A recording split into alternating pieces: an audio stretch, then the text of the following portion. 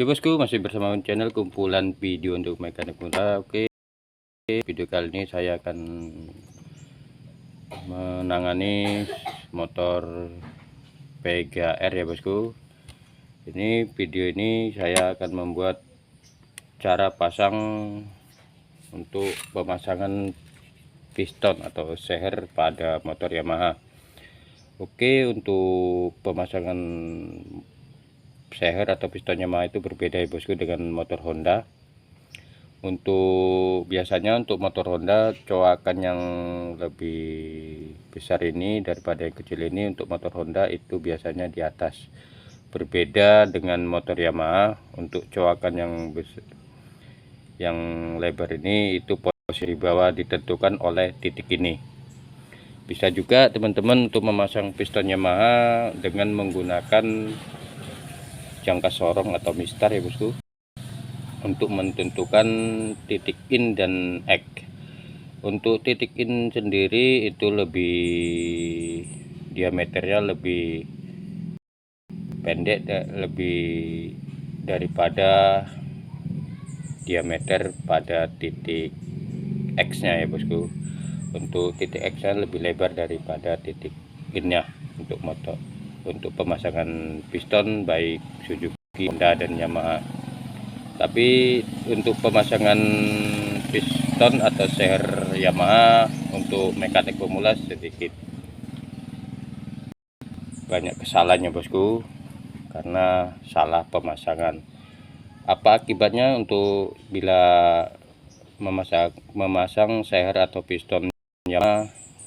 Jika memasang titik in dan X nya itu terbalik, itu ring akan bunyi. Satu, yang pertama. Yang kedua, gampang mudah berasap ya bosku, karena terjadi kebocoran. Itu tadi karena diameter X nya lebih lebar daripada diameter titik in nya.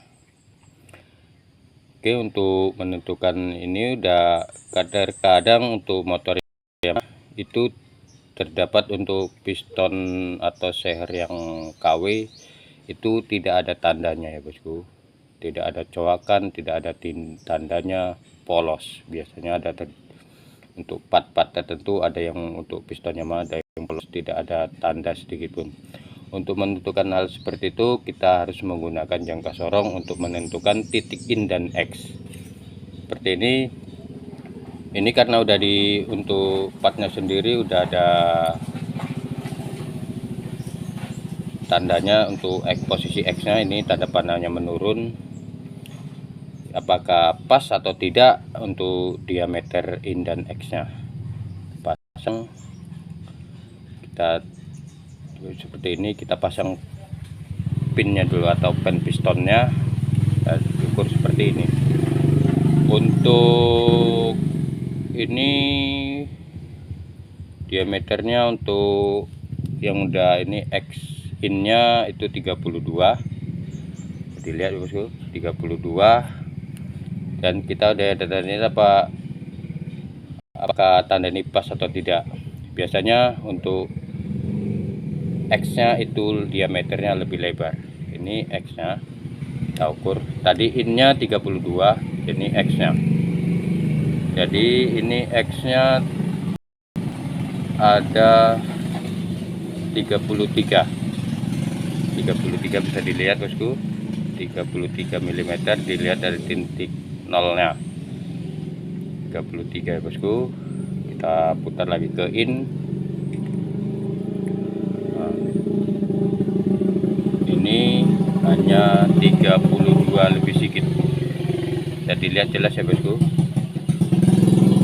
Nah, jadi untuk tanda penentukan, jadi untuk tanda titik ini pas. Jadi untuk mekanik pemula jangan asal-asal pasang untuk motor Yamaha, karena kalau tidak mau kerja dua kali. Oke, untuk pemasangan ring sendiri saya menggunakan cara saya sendiri, sudah saya praktekkan dan saya lakukan, sering saya lakukan juga, tetap gunakan walaupun piston Yamaha, Honda, Suzuki bebek ya bosku. Jadi untuk titik ini posisi, nah, Ini innya ya bosku, ini innya, ini X-nya. Kita untuk pemasangan ring ini tidak boleh saling menyalakan sesama mekanik ya bosku, karena setiap mekanik itu untuk cara dan penanganannya itu berbeda-beda. Yang penting hasilnya maksimal, tidak merugikan orang lain. Udah seperti itu bosku. Untuk cara saya sendiri, saya menggunakan ini kompresi satunya, saya letakkan kompresi satu, saya marketkan seperti ini. Kompresi duanya saya celah ringnya ini bos, celah ringnya ini seperti ini. Baru untuk ring oli sendiri saya tertangkap paling bawah. Untuk ring cacingnya sendiri, ini saya taruh seperti ini. Yang ring cacing satunya, baru ring cacing duanya taruh seperti ini. Jadi ini tidak saling jumpa. Terkadang ada juga mekanik untuk cara saya, untuk cara seperti ini katanya memberi ilmu sesat.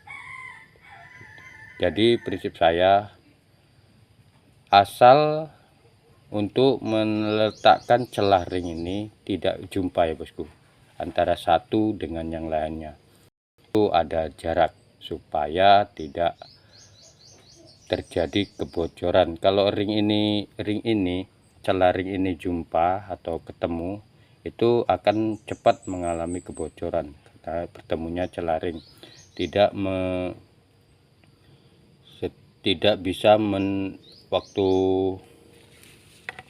ini ada semburan oli dari lubang kecil ya, di sini ada di crankcase-nya, melumasi bagian linernya ini bos. Bagian linernya piston ini ada di crankcase-nya, itu perhatikan juga ya bosku, supaya dapat melumasi bagian liner ini.